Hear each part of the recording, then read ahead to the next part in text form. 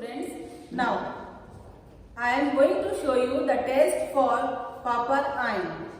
Take the mixture in a test tube and add dilute HCl to it. Make it a clear solution.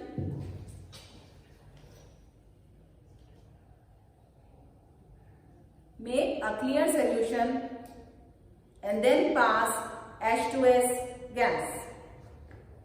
When we pass H2S gas, if copper is present, then black color PPT will be obtained.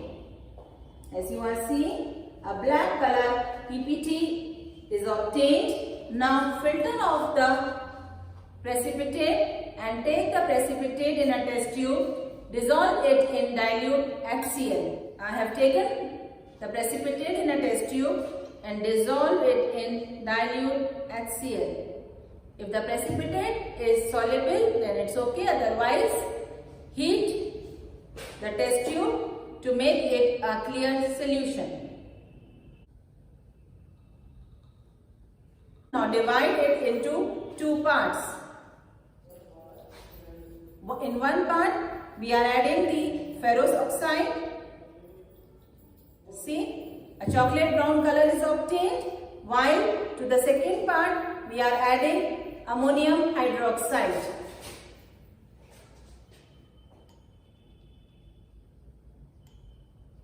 See, a blue color precipitate is obtained. This means copper confirmed. Thank you. So just now I have shown the test for copper. Now we will do the test for cadmium. Take the mixture in a test tube, dissolve it in dilute HCl, make a clear solution, and then we have to pass H2S gas. In case of copper, we got black color precipitate, while see what happens in case of cadmium when we pass H2S gas. See, a yellow color precipitate is obtained if cadmium is present. So, do that confirmatory test for cadmium. This means that second group is present. Okay, thank you. Yes, students. So, I am going to show you the test for aluminium ion. Take aluminium ion salt in a test tube. Add dilute HCl to it. Make sure that you make a clear solution by dissolving it in dilute HCl.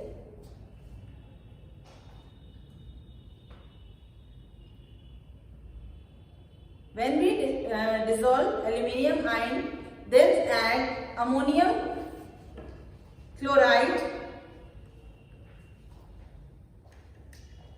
and ammonium hydroxide to the same solution. Ammonium chloride and ammonium hydroxide are the group reagent for group third. Therefore, we have to add and then shake it well, dissolve it clearly. Just by adding, I can transfer this to another test tube so that you can see the gelatinous precipitate. A white gelatinous precipitate is obtained in case of aluminium. Now, to confirm the aluminium ion, filter the precipitate and add sodium hydroxide to it. The white gelatinous precipitate will reappear.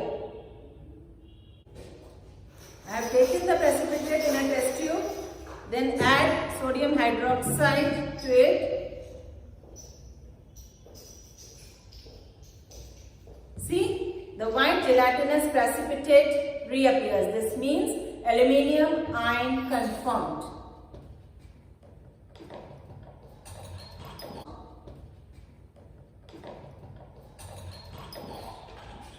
Now, we will do the test for ferric ion.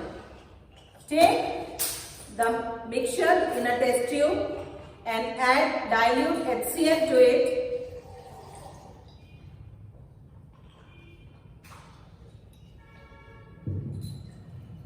make a clear solution, and in the same way, since ferric ion belongs to group third, we will add its group reagent, that is ammonium chloride and ammonium hydroxide to it. As soon as the group reagent is added, you see a reddish brown precipitate is obtained. A very good precipitate is obtained in case of iron. Same procedure, we will filter off the precipitate. I have taken the precipitate in a test tube and add dilute HCl to it to dissolve the precipitate, and then we will divide it into two parts. The precipitate is completely soluble in HCl, divided into two parts. Simply we are dividing it into two parts. To first part, we will add potassium thiocyanate and see what color we are obtaining.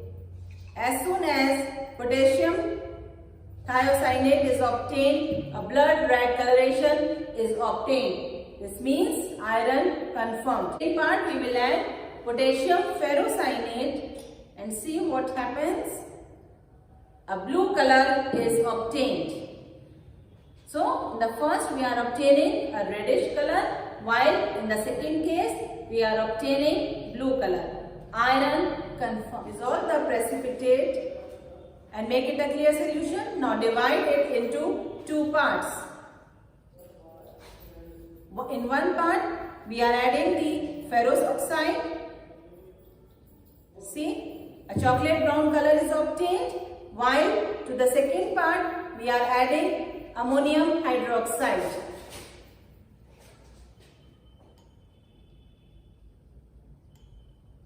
See, a blue color precipitate is obtained. This means iron, this means copper confirmed. Thank you.